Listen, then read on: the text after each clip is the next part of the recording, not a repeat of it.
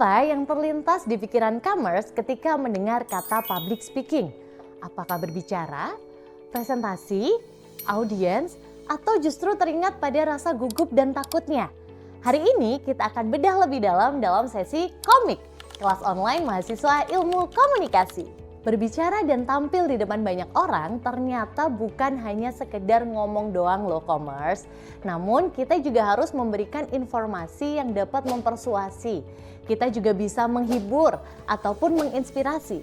Selain itu, pesan yang kita sampaikan harus bisa dipahami oleh audiens dan halayak dengan mudah. Maka itulah kita sebut dengan public speaking. Lalu siapa aja sih public speaker itu? Public speaker itu adalah orang-orang yang memberikan informasi di depan publik dan memegang kendali komunikasi dalam sebuah situasi atau konteks sosial. Misalnya, orang yang berdiri di depan kelas untuk memberikan materi presentasi. Pasti sering ya commerce ya. Yang kedua, tokoh publik yang memberikan pidato dalam sebuah konferensi resmi. Atau justru presenter yang berbicara di depan kamera untuk membawakan sebuah berita. Jadi pada dasarnya semua dari kita pasti punya kesempatan menjadi public speaker. Apa sih pentingnya public speaking itu? Yang pertama, untuk memenangkan hati audiens kalian. Hal ini merupakan sebuah strategi agar audiens mendengarkan dan menjadi percaya atas pesan yang disampaikan oleh komunikatornya. Sebuah brand perlu punya nih seseorang speaker yang menjelaskan keunggulan dari produk kalian, brand kalian supaya dipercaya oleh calon customer atau pembeli. Yang kedua, untuk memotivasi atau mempersuasi audiens.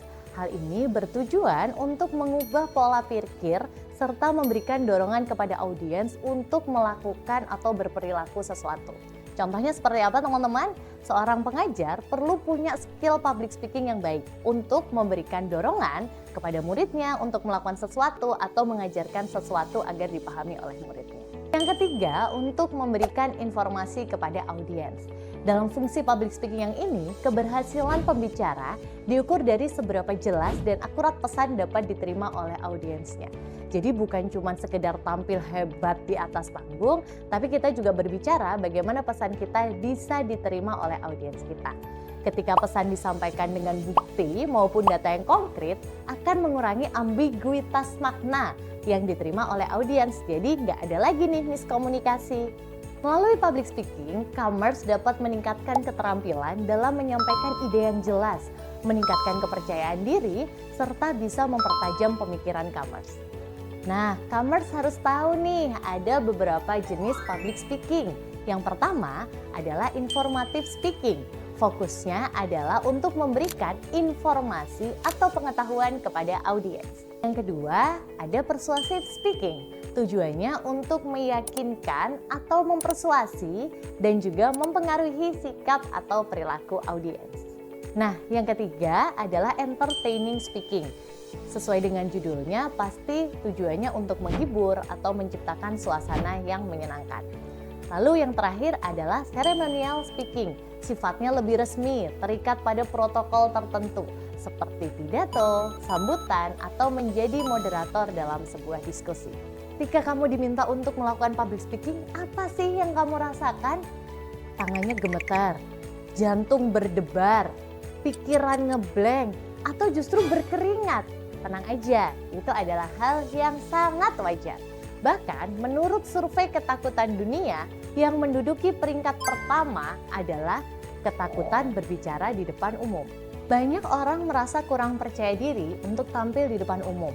Hal tersebut karena adanya hambatan yang seringkali tidak kita sadari. Hambatan tersebut adalah ketakutan.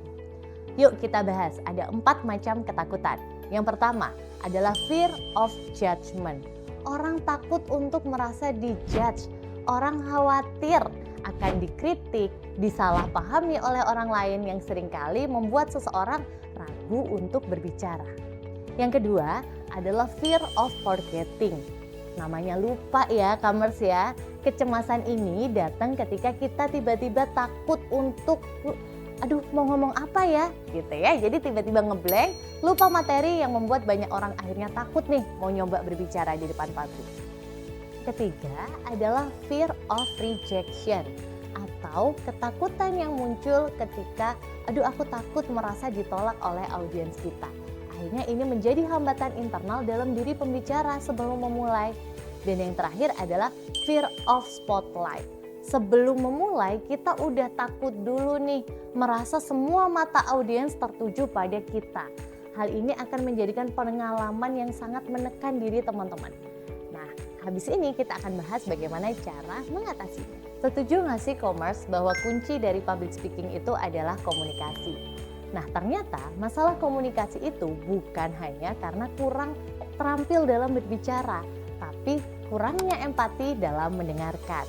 Jika hanya fokus untuk membalas, kita akan kehilangan makna asli dari pesan tersebut yang akhirnya akan memicu kesalahpahaman atau misunderstanding.